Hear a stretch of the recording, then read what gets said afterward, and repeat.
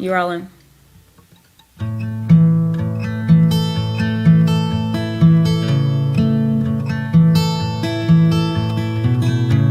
It was hot, 100 in the shade, when Mary got a note from this guy named Gabe. She don't remember getting pregnant, but she did. And by all accounts, she churned out one heck of a kid. But walking home from church one day, he just up and disappeared. Maybe he went to find Santa, or maybe he went to get beer. He was just 12 years old, this miracle she carried. It was all so confusing, she wasn't even married. So she fled south to Elizabeth, her eldest cousin, who despite her old age also had one in the oven. And in a duplex with a busted cement gnome, well, Chattanooga was as good as home. That's in Tennessee. There's Barbie lovers and firecrackers and train trackers and Coca Cola makers and insurance takers and a lot of hot preachers.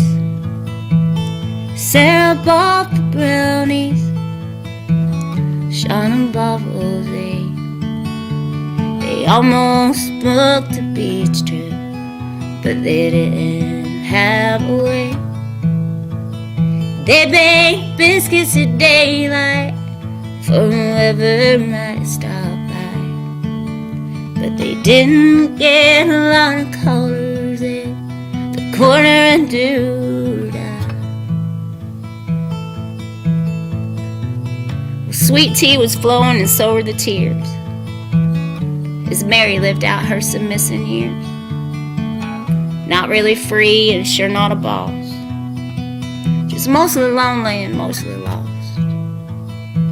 Wherever Jesus was and whatever God had in mind, she hoped her boy was out there somewhere having a good time. 'Cause chance just seems to fall out of the sky, and that's if you're lucky and the weather is dry. Lots of letters from Mama came full of worry, and I told you. She curled up on the couch and watched still magnolias. She baked a cake and baked a ham. She opened an account on Instagram, 'cause that's what you did back then. Mary was a good old gal. She didn't deserve this shit. She wrote her lines out one at a time, and she didn't complain one bit. She saw Sinead cover Loretta on Saturday Night Live, like every good virgin does. But she spent most of her time just sitting around and wondering where in the hell Jesus was.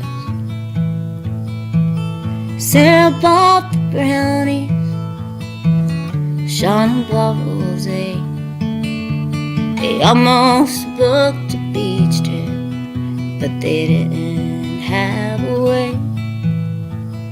They baked biscuits at daylight for whoever might stop by, but they didn't get a lot of colors at the corner of do-da.